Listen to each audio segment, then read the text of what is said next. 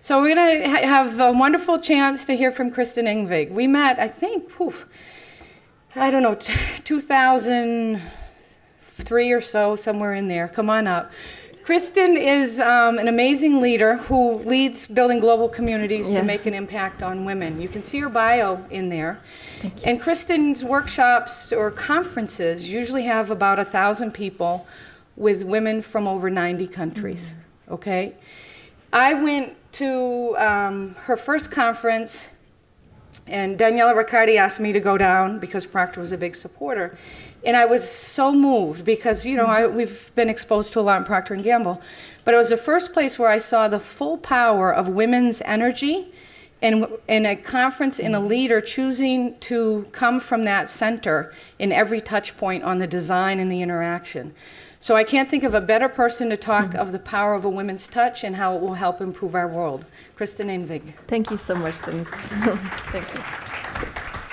So it's nice to be here with you today. As I know a little bit of Procter & Gamble, we have worked together in the past, and it's nice also to see you that are the alumni of P&G, and there are some familiar faces here that I see from other WIN conferences or other networks that I've been part with. And it's so lovely to be with Denise, who has been to WIN a number of times and who I've learned a lot from as well in this journey of women's leadership. So I'm going to touch upon this topic of the power of a woman's touch.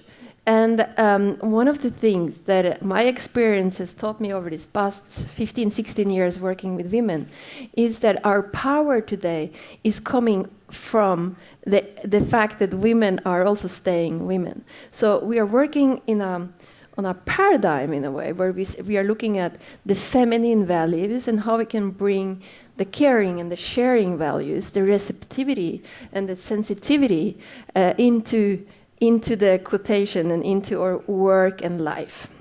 So, because women, as we all know, these days have a vital role to play as we are creating a new future.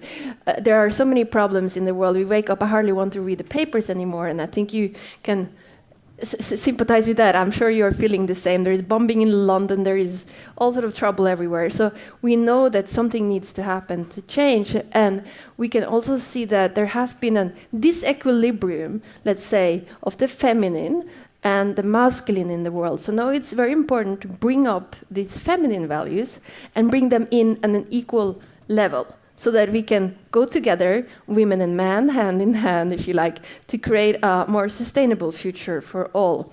So this is the paradigm in which we are believing, and which is kind of the guiding force for my work and the work of so many that work with me and all the companies that are connected. So that vision is really to empower and develop and connect women with this, what we can say, feminine values, but also our authenticity, so that we can all come and contribute with who we are. And as Denise said, be on purpose. What's your purpose? Contribute with all of that. And then the world is so interconnected, and we are all part of a big global community. So some of my inspiration, I think an inspiration for all of us, is that at a collective level, we can say we are all working together, and that's the collaboration. So Margaret Mead, the famous anthropologist, she says, never doubt that a small group of committed citizens can change the world. In fact, that's the only thing that ever has. So we are motivated by what we can do together, but we're also motivated by what we can be as individuals. And that's, as Gandhi said, be the change you want to see in the world. So never complain, just wake up, be here, and try to contribute. Now, why are we looking at women other than the fact that, there is not a balance with the feminine and masculine, we know it's not fair, and so on and so forth? I thought, let's look at also some of the kind of facts around the area of women in the workplace. So the World Economic Forum, they were saying in their competitiveness report that in fact many of the countries where you have a higher representation of women, those are even more competitive nations. And you see one ranking after another. Also, if you look at the Scandinavian countries with higher equality, these are also better places to live according to the UN and so on and so forth. Also, when it comes to the best place to work, some of you know that organization, They do ranking of the best organizations. They also found that the best companies where people like to work are those that have a higher equality between women and men inside the organization. But this is not only women answering, I like to work here, but men are saying this is a good workplace too. So this is a very good reason why we should work on that. When it comes to women and being not only in a minority, it's important for women actually that there are more than one in positions, because we need to spend women time with each other as women. It's kind of de-stressing, and it's even good for our health, right? So this is also why we need to get the numbers up. And now we are also seeing that women are making more money, so we can look at all this also from a market perspective, how important it is. And we know that university graduates and more women and so on. And new jobs, depends a bit on the market, but many women are now also into the service industry that are increasing industries, and we see more and more women on this. Yes, and also there are companies that have more women on board. It seems to be doing better. There are some statistics saying no, but mostly it's going that one right way. Now there was a new statistics coming out also on FAO, the Food and Agriculture Organization in Rome, that also says that women can even impact on how we are using the resources and hence reduce poverty. So there are a lot of good reasons why we should have more women around so we can balance all of this. And then also, if we look at leadership opportunities, so what's going on in organizations, we're seeing, and I've just gathered a lot of the information that I have received from leaders that I've interviewed, and things we are talking about at WIN. So we see now that actually a lot of the organizations of the future are also looking for more the caring and sharing type leaders, where we together are creating results. It's more collaborative style is going on. So it's also about being efficient as always, but only focusing on the goals and getting there is not the only thing. So there's also about resilience of keeping things. There is a trend coming up that, yes, we want to reach the mountaintop, but we also want to unfold and enjoy the journey on our way.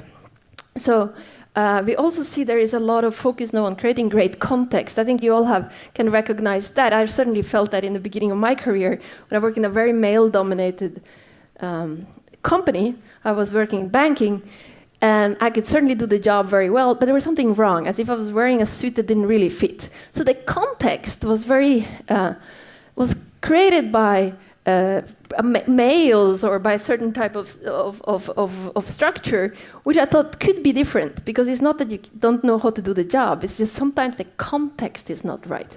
So now I also think it's very important for all of you leaders in the room to actually enlarge the way you work, think about the context in which people are. So if this is a garden, how can each and every one of us flourish and become a good flower? So it's not only about the individual, but it's the big thinking of the context around us.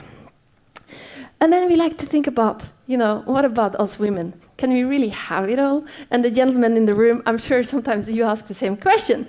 But traditionally, of course, women have had the chance to do both a lot of work at home and work outside. Now, there are many people starting to change that. And I know a lot of young men that are participative and working a lot at home as well.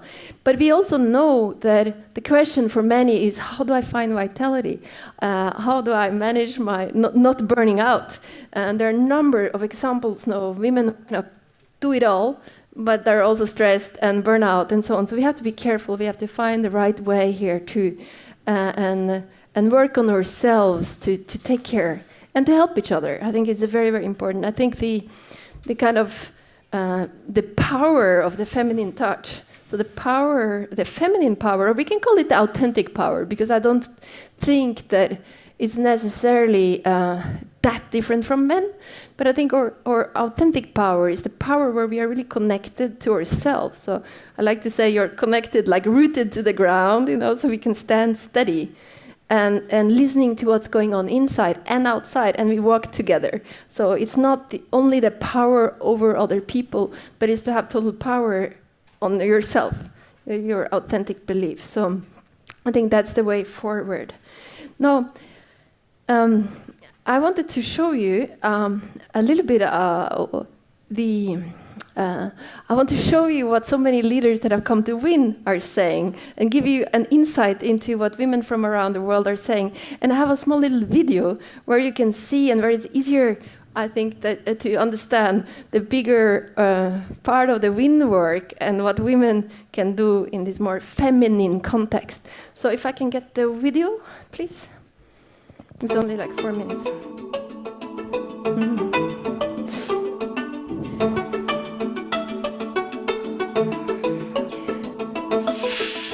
Started to travel a lot in the world too, and I saw a lot of women that were not as fortunate as me and that couldn't even allow themselves to think about a corporation, that people weren't even included because they didn't have that job at all.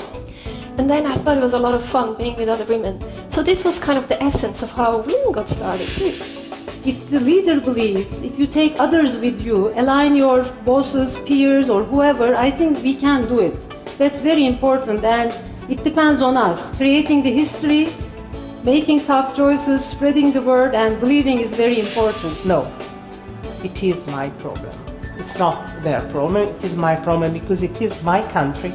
And I think that these images have a negative influence towards young women and men.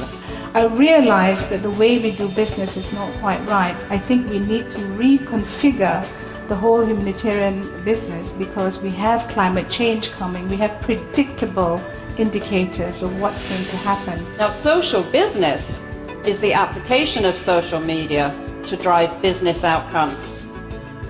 And that requires changes in the culture of your company, in the tools that you use, and in your business strategy. A workplace where diversity is reflected at all levels in the organization. It's a given that women and men should have the same opportunities. And the poem is like this. The way it is. There's a thread you follow. It goes amongst things that change, but it doesn't change. People wonder about what you're pursuing. You have to explain them about the thread. But it is hard for others to see. While you hold it, you can't get lost. Tragedies happen, people get hurt or die, you suffer and get old. Nothing you do can stop time's unfolding, but don't let go of the thread. Keep dreaming. You are the majority of the educated talent on the planet. That is a revolution with consequences. I'm not just saying this because I'm speaking at a women's conference, but I think the future belongs to women. Because the implications of this world filled with data are that we need more collaboration, we need more relationship, we need more beauty. It's a lot of energy in this room. I hope exactly that you will contaminate each other with this energy and you will go back simply saying, we can change, we can make a better world. I encourage each of you to take your own unique path forward, and when the path has not been paved, don't wait for others to do it. Have confidence in yourself to pave a new way. Each of our souls craves beauty, yet we know that the world languishes in ugliness. We know it doesn't have to be that way. The other F is female or femininity. We need to put femininity values and characteristics in the leadership style of our companies. So today we are talking about creating history, women creating history, people creating history. And as I thought about it, I realized that there really are three things that I think are critical to the process. The first is belief, the second is commitment, and the third is act. I do think technology can play a huge role in all of that, a huge role in addressing these issues as we combine mobility and cloud opportunities, and we can bring technology, communication, opportunities to people where we couldn't before. Democracy starts at home. Education, capacity building, training, entrepreneurship promotion, access to financial resources, access to technology, technical assistance, advocacy, very important because we have to advocate for those who don't have a voice. The biggest question that I have right now today is, will feminine leadership, whatever that is, make a difference? The journalists asked me, What's your vision? I said, love. So today, what I want to say to you is this word, love.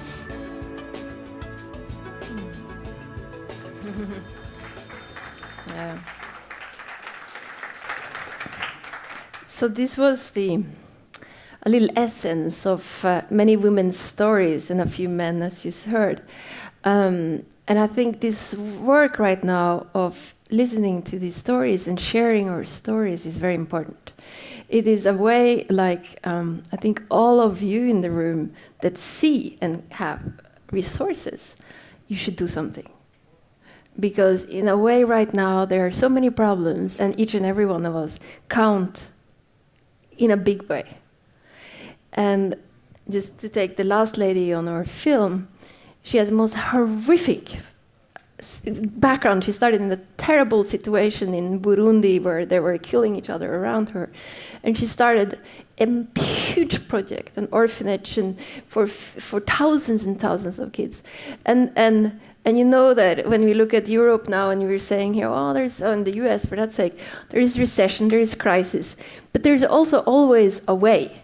And each and every one of us are here and we can find solutions. So what's important too is that we find every day our inspiration to do something. So we don't just waste time on this beautiful planet Earth where we are right now. And especially for the time now where all this kind of empowerment of women is going on around us, it will benefit all the men too. It's for sure. It is not only about the women, but we are in a very big revolution right now, and it's called empowerment of women. And it's happening in India, it's happening in Africa, it's happening everywhere. Some places faster than others. And there is opposition, there is regression, there are all sorts of things going on. But a lot is going forward. So this is very exciting. And I think ultimately it will benefit everyone that we can all be ourselves as women and as men. And not everyone is a leader of others necessarily, but we are all leaders of our own life. And we can all impact as supporters or as leaders of the big projects. And I think now the women's touch, that women are involved, like Denise said, with our hearts and our hearts in it too, is crucial. And people will feel that, and they will follow you. So I think that's also another important point I want to leave when we're talking about the women's touch. Maybe one more thing I would like to mention is that I like to share with you. I think it's very exciting if we look at our lives as a journey. One of the discoveries I've made when I started WIN, I was, it's 16 years ago. So I embarked on this kind of entrepreneurial venture, and I didn't really know where it was going, and kind of folding brochures around my kitchen table with a bunch of other women. I always think it's funny that many women entrepreneurs start around the kitchen table while all the guys, they start in a garage. But, it's not that we were cooking so much, but nevertheless, it was around the kitchen table. And in the beginning, I started when I lived in Italy. I come from Norway, and I'd seen where I grew up that my prime minister was a woman at the time. I'd seen many role models, actually, that were women. And I moved myself into another country where they were much more difficult. So I started this conference, and I said, we need to get together people, women, because we can tell the stories, because this is possible. And many people said to me, no, it's not possible. But I knew, because I'd seen it somewhere else. And I think that's the power of global exchange. Like, we can say that certain parts in business, we have to wear a black suit and so on and so forth. But I've been to India. You know how colorful they are? They were all in different colors. So I know that's possible too. So we can see all these exchanges. Now, over these first, let's say, 10 years of WIN, it was about how we can work globally. It was about finding sustainable strategies, work-life balance, or authenticity, or femininity. But this past year, I started to think, okay, I can compare with Norway, I can compare with the US when it comes to entrepreneurship, lots of dynamic women in the US on that, Scandinavians, a lot of women in politics. But let's say, if we are going to create a future we don't even know what is yet, so not using Norway as a model or US as a model or something like that, but let's create something we don't even know what is. So the title of last year's conference was Make Space to Find Possibilities. So we started to look at how can we create things, which means that we need to have some empty space. On a physical level, it could mean just clean up your desk, so there is some empty space for new ideas to arrive. On yourself, maybe meditate a bit, spend reflective time so that you can plan, but also that you allow certain new things to emerge. Because we plan often based on what we know from before. While if we want to create something new that we don't know what is, like Einstein said, we can't solve the problems of today with the solutions of yesterday. So this is some of the things I'm working on now, like how can we actually create things we don't know what yet is, and how can we do that together, which is this year's theme. This year we're working on flourishing together. So how can each and every one of us kind of co-create and flourish together, and how can we put beauty into it? I was very inspired by the professor that you saw on the video. She's called, what is she called? McGill University, McGill. Nancy Adler. And some of you might have read her books on cross-cultural issues and so on. So that's where she's most famous. But lately, she's also going more and more into arts for inspiration. And the sentence of, let beauty be the answer to all the ugliness in this world, I think is a very important sentence. And that we can go back also to create products with our passion, with beauty. These are long-lasting products, so we don't only mass produce and without any beauty, any sense of beauty. And the world also needs trust. We don't trust our politicians anymore. We don't trust all the business leaders anymore. We also know there's a huge problem of people being lonely in this world. They don't have trusted friends. So we put trust up as a very important topic to work on too.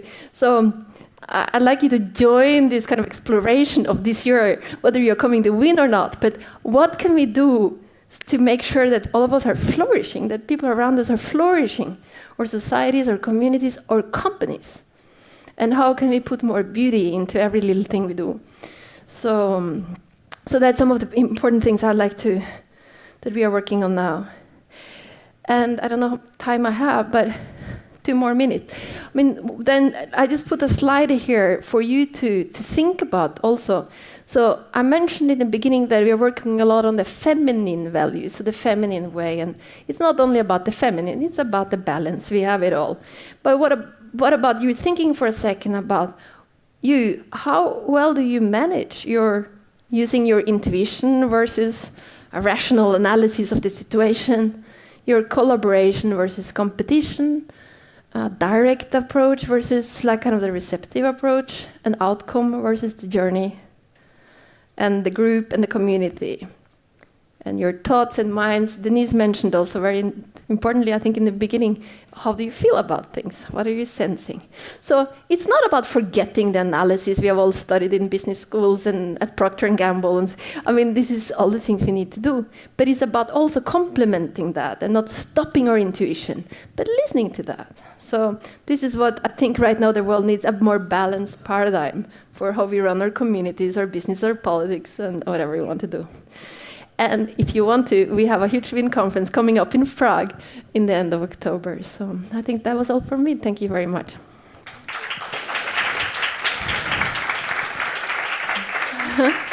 Okay, good. We're going to take a few questions. We have a few minutes. Does anyone have questions for Kristin? Did you learn something new? Okay. Yes, sir. My name is Lupi. A positive note is that we've seen in your movie Emma Bonino. She is now in the new Italian government. She's got the top job. She's Minister of Foreign Affairs.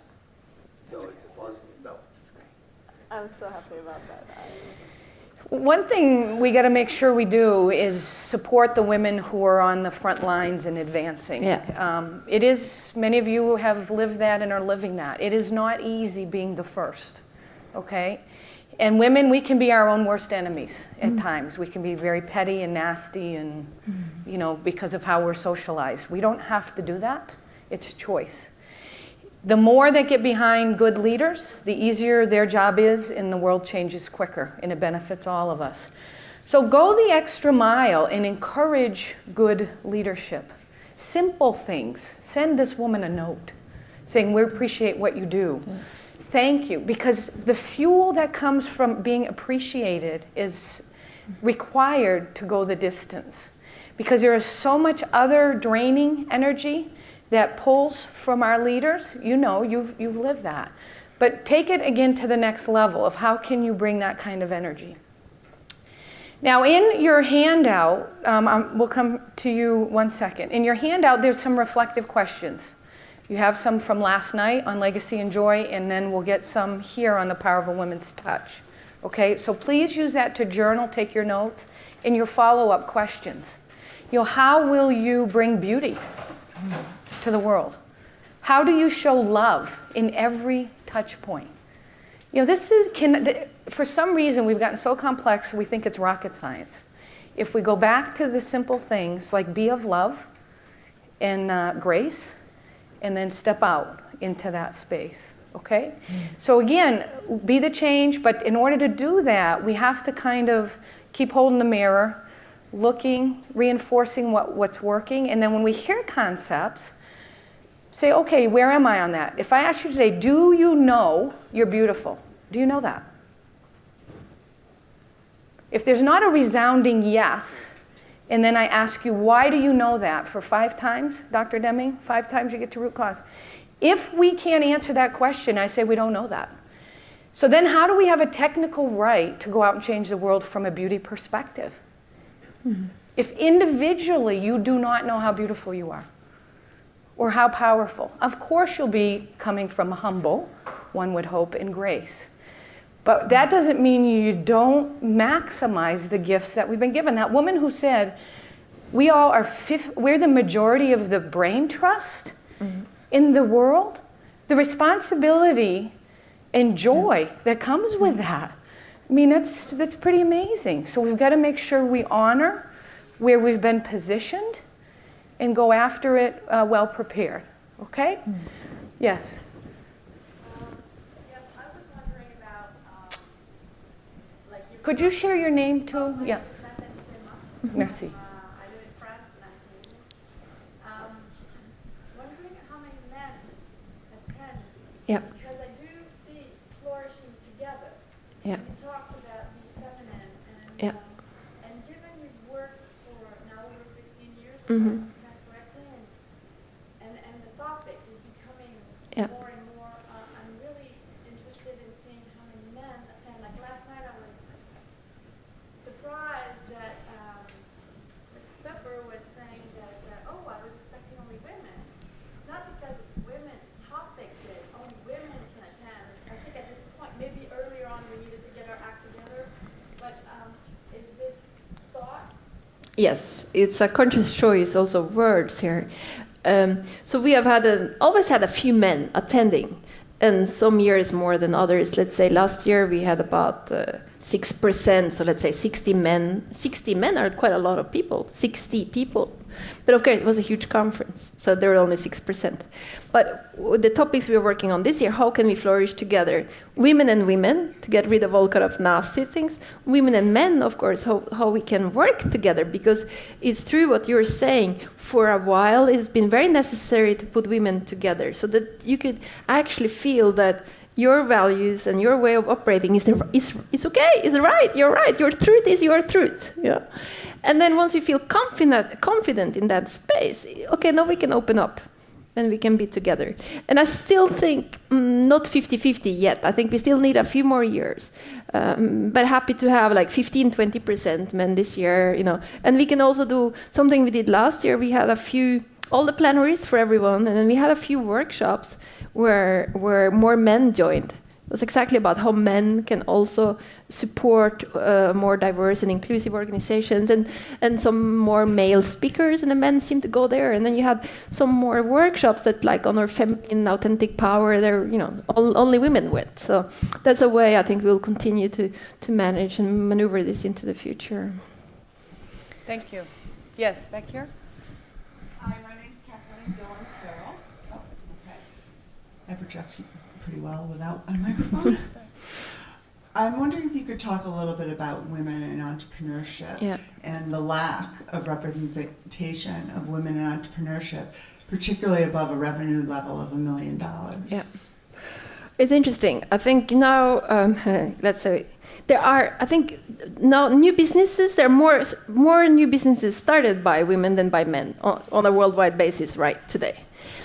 And it's true, a lot of these businesses are small businesses.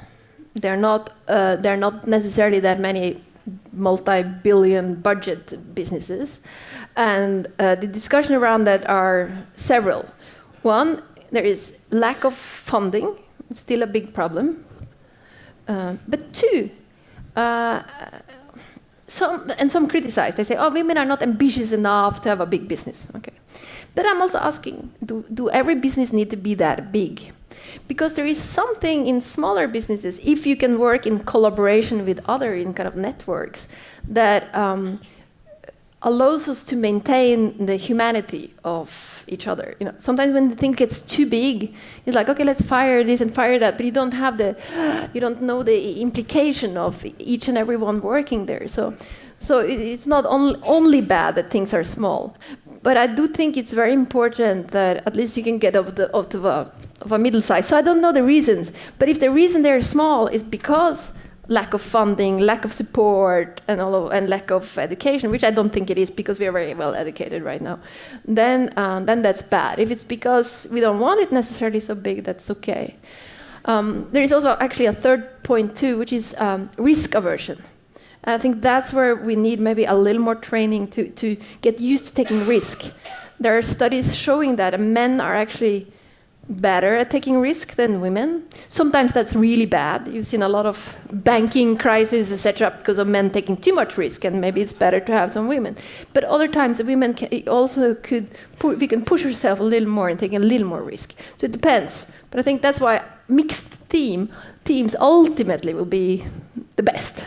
If I may add too, in 2005, when some of us left Procter & Gamble, and we were looking at what's next for life and choices and impact. And what became obvious to me fairly quickly is we women had made major progress in corporations. Okay, and frankly, Procter is the best in the world when you look at the numbers of women achievement, et cetera. And we had really made significant progress, but when we stepped out into a different neighborhood called the world, it became crystal clear women were not prepared enough for deal making. Dimitri Panatopoulos, a good friend, him and I would hang out and talk a fair amount. And what I could see with him and his other gentleman friends, they were so experienced at deal making, making the deals. Like one I think of is when one of the guys, I forget his name, he was going to create family-friendly TV programming for the US market because there had been such an erosion. Dimitri, Bob McDonald, and spacing on his name, came together literally in 20 minutes and set up the deal that would transform the TV programming for the next 15 years. Okay, Disney came to the table, John Pepper, thank you very much. Okay, Bob McDonald, Dimitri, and this gentleman who's running it. So they would make deals left and right. And so my observation, and when I talked to Dimitri, I said, women have not been in that forum at the density and the tenure as men. So we gotta start doing that. So the men are more than willing to help. Mentor us and bring us up to speed. So ask for that. These two young women you heard me talk about yesterday on mentoring, they're still asking, can I ask about my salary when I go in? Can I ask about my advancement? Yeah. Well, the guys that work with me, they come and say, Denise, I want to be the next senator. They're 22. They're just getting out of school, and they want a salary of 90 grand. Right? They have no qualms, love them dearly. They bring that energy. They need to be rounded out in a different way, and that's totally cool. Yeah. But on the women's side, again, the money piece, money is part of power, it's part of influence. I do think we're making significant progress on microfinancing as women. Yeah. Kiva, huge organization. Some of the philanthropies, one of our first women, Peg Wine, Isabel Investments. She was one of our first marketing women. There are groups that are really looking at funds for women, and even countries and some of the nonprofits are targeting women entrepreneurs. So, reach out for the experienced people, ask for that mentoring, and go make it happen, because money is necessary for global change. Yeah. Great question. We're going to take Marta and then move to the next block, please. I'm curious, my name is Marta. Yeah. I'm curious as to the statistics on board participation. Yeah, yeah. Because this is a subject we've touched on and Yeah. it's near to my heart. Yeah. And the global models. Yeah. Scandinavia, Yeah. France, I think now the Yeah. UK, places where they're actually putting in quota systems. Yeah, yeah. Versus countries where the talk is there, but the action is lagging. Yeah, yeah. What is really the best benchmark, and what are the learnings on how to really Yeah. make a change? Yeah. Because many boards will say, I've got 8 women, or Yeah. I've got 2 women, Yeah. and that's not enough. No. You need, frankly, you need 3 to Three. have some critical mass, Yeah. and then depending upon your size and your Yeah. Yeah. whatever your business is and the Yeah. rest of it, from there on up, no? Yeah. But it's really been very slow, and Yeah. I think working through to get a path Yeah. with learnings for all the Yeah, countries yeah. would be tremendously beneficial. So, I mean, I'm Norwegian, and I've studied very carefully what's going on in Norway. I know I see Spain and the UK and worldwide the debate. So, first of all, I think quota is a great way. It should be time limited. I think we should say, let's use quota for the next 10 years or next 15 years. And let's make it not around women, but the minority and gender, because suddenly one day you may have like 90% women there. No, so just to say that works. We have also seen the kind of negative thing that sometimes you have the same women in all the different boards. So in the end, there are not so many actually women. So this is also something that's been coming up, I see from the learning, that, but she's on this board, this board, this board, and this board. It's the same women. So that was kind of a negative. Then we also see that the large companies are obliged to have women on board. Then some of them changed legal structure. So they became like, instead of being an SA in Switzerland, they became SRL, which didn't need to have, So there were things like that, and then so on and so forth. But I think all this we have to take as a learning curve. And one year some companies said, oh no, our profit went down, and the women are making bad decisions. Hey, we need experience too, because this is exactly what we said about entrepreneurs. We haven't been sitting on these boards for that many generations. So, but I think it's going to be interesting to see. I think we still need to kind of follow what's going on, but I think the Scandinavian model, or precisely the Norwegian model of 40%, could be interesting. Even 30% could be enough, because 30% is exactly the number that sociologists says is what we need not to be in this minority situation, and hence minority behavior of searching for approval, trying to fit in, and so on and so forth. So we'll see, but I think in all other countries we need to fight to get that going. And secondly, but being on board is not the only thing. It's also very important to get women up on a very high executive level. I think sometimes that's even more important, because there are companies, and that's probably also one of the things you have noticed, that have the women on the board, but underneath there is nobody. So, and these are the women actually doing something and making the big changes. But we have workshops on this a lot on the conference now. All the legislation, you need to learn a lot too. There's a big responsibility involved in being on the board. So. Kristin is going to stay with us through noon, so she'll be available at break as well. Mm-hmm. And I know we could spend a lot of more time on each of these blocks, but engage each other, keep talking, write down your follow-ups, okay? A few here. 1, claim your beauty. Do you know it? What are you doing with it? And how are you bringing it to the world? And second, are you coming from love? Okay, and what do you need to do for yourself to be able to come from that? Okay? Next, we're going to turn to Uta. Voila. So Merci then I leave you beaucoup. all. Can I just say one last thing? Yeah, one last thing. Yeah. I want to say one last thing, because it has to do with women and men and our communication. No, there is research showing that when we listen to a man, he represents somehow the objective truth. This prejudice, or this, can we say, programming, is going on in the man's mind and in the woman's mind. So I want all of you to catch yourself, because this is not the truth. And your points also of the sensing and so on is important. So in a holistic evaluation of what's going on, this is very important. I'm trying to use this message all the time because I see that every time a male speaks, he gets the best rating, the best speaker. And I have 99% women and 94% women in the room. So just wanted to say that, and I want to thank you very much. We love you guys, and we want to go be equal. So, okay? Ciao. Uta. Thank you, Kristin.